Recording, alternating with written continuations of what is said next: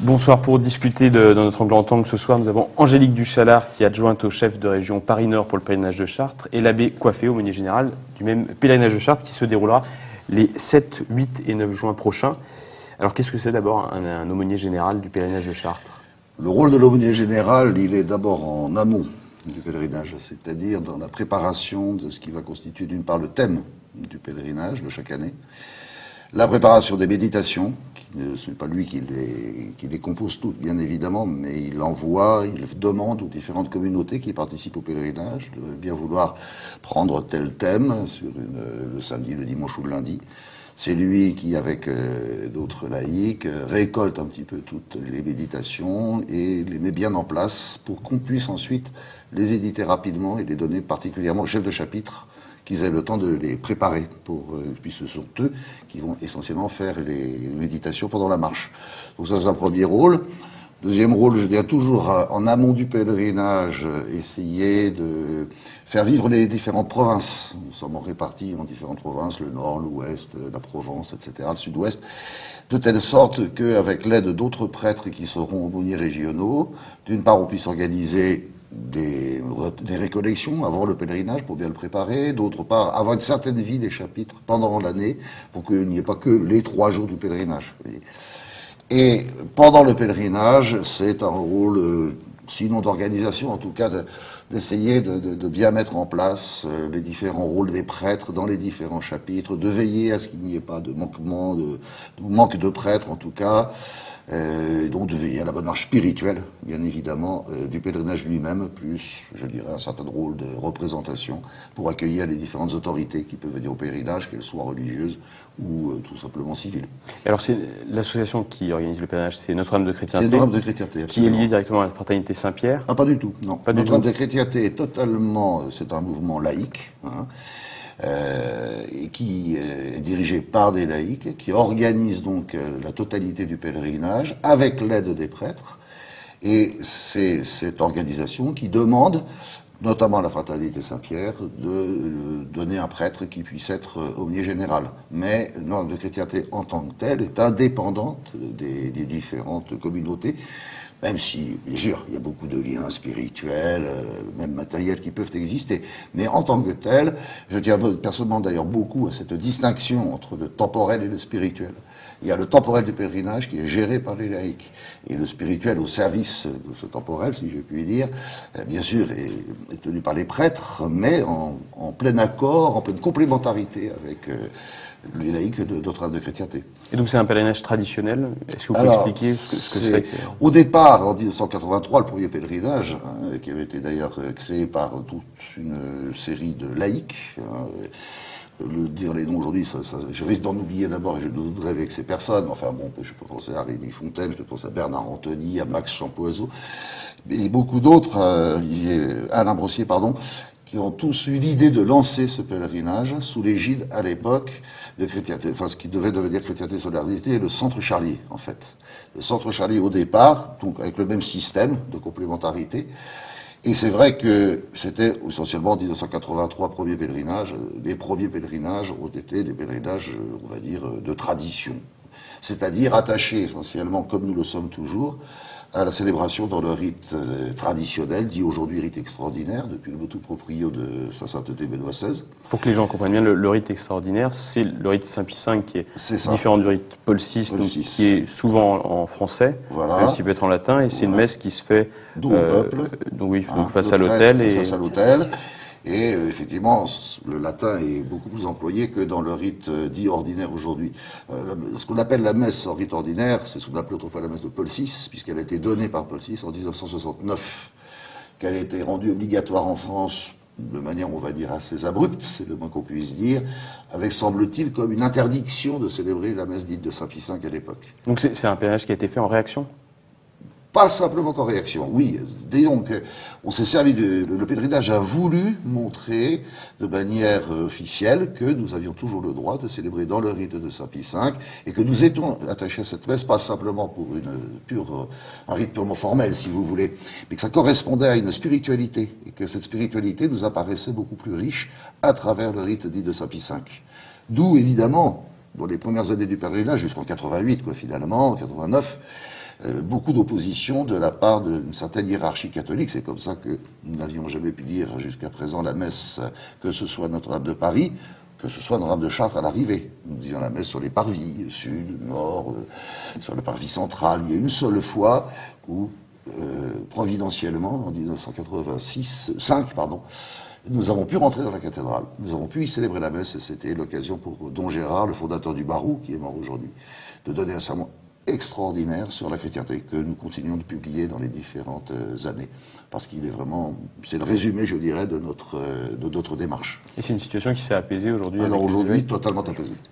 Totalement apaisée, puisque bon, depuis 1989, comme vous le savez, malheureusement, il y a eu un malheur. C'est-à-dire que suite au sacre d'évêque illégitime fait par Monseigneur Lefebvre, à l'époque, en 88, malheureusement, la tradition, entre guillemets, s'est coupée en deux. Ceux qui ont voulu rester avec Monseigneur Lefebvre et la fraternité Saint-Pilice. Ceux qui, comme nous, moi en particulier, puisque je fais partie des prêtres fondateurs de la fraternité Saint-Pierre, on était une douzaine, pour rester dans cette fidélité à la liturgie et à l'enseignement, etc., mais dans la fidélité à Rome aussi. C'était notre démarche en 88, en juillet 88. Nous avons été reçus à l'époque par le cardinal Ratzinger, futur Benoît XVI, cardinal Mayer, et puis nous avions eu la joie de rencontrer Jean-Paul II pour le remercier. C'est comme ça qu'est née la Fraternité Saint-Pierre, et Notre-Dame de chrétienté, en fait, est issue là aussi du centre Henri et André Charlier, qui a voulu suivre notre position en 1989. Ce qui fait que maintenant, au fur et à mesure des années, les choses se sont énormément apaisées, puisque, comme vous le savez peut-être, nous célébrerons la messe, enfin, la messe sera célébrée au départ du pèlerinage à Notre-Dame de Paris, cela fait maintenant 2 ans que cela se fait, donc la messe à 7 heures. Et depuis 89, on est toujours entré dans la cathédrale de Chartres avec la présence de l'évêque. Là, samedi matin, c'est donc l'évêque auxiliaire de Paris qui viendra donner le sermon à la messe de 7 heures, donc Monseigneur de Moulin-Beaufort.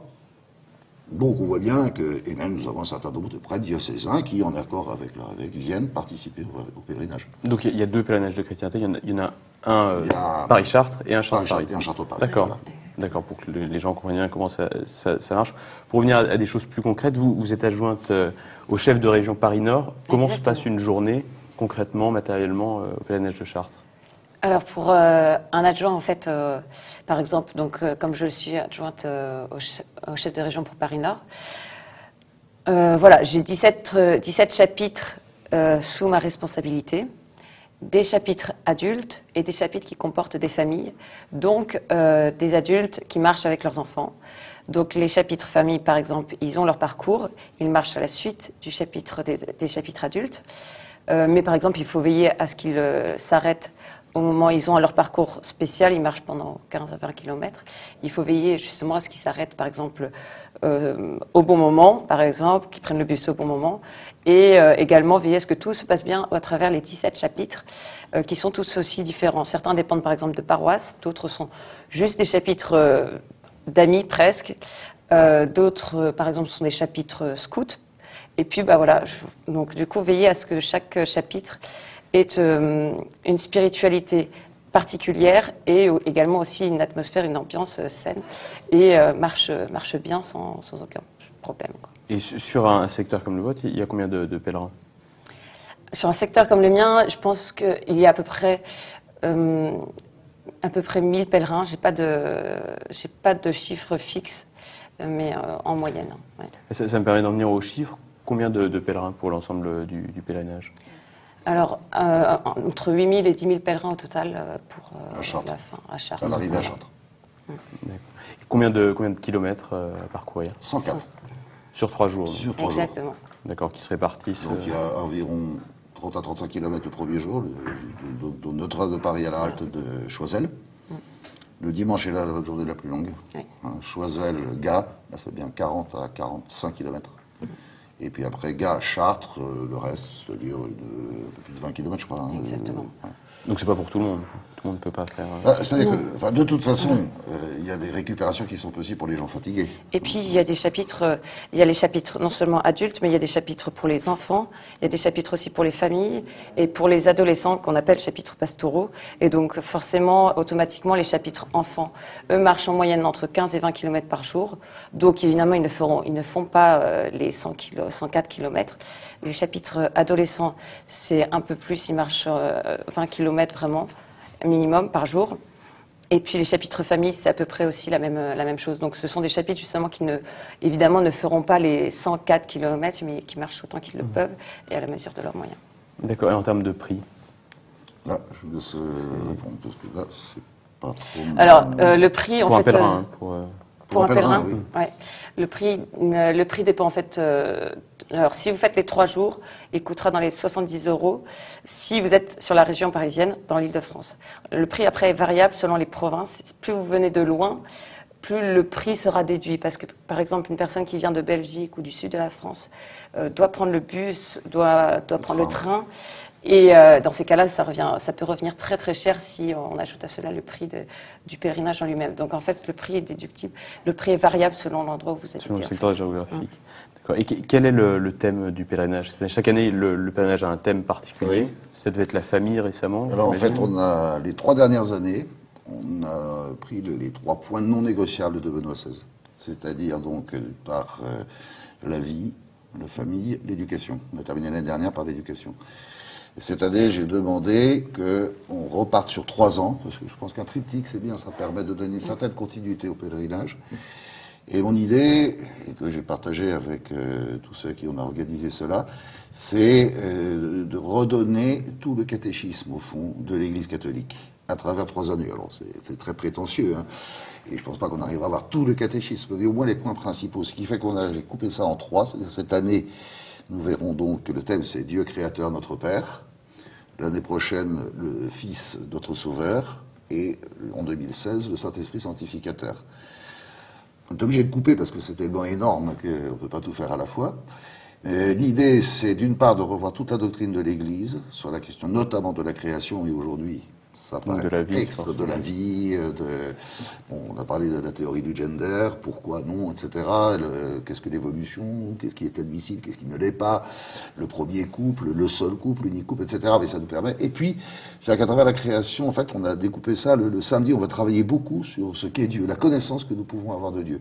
C'est pas très facile en pèlerinage, parce que évidemment, c'est un petit peu élevé, et j'ai demandé au chef de chapitre, c'est d'adapter le plus possible pour les pèlerins, mais qu'au moins ils sachent, qu'ils connaissent.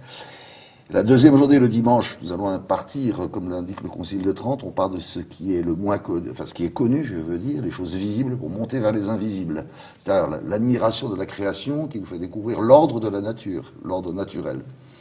Et le lundi, une espèce de conséquence, si vous voulez, sociale, c'est-à-dire la cité de la terre qui doit être le plus possible à l'exemple de la cité du ciel que nous espérons.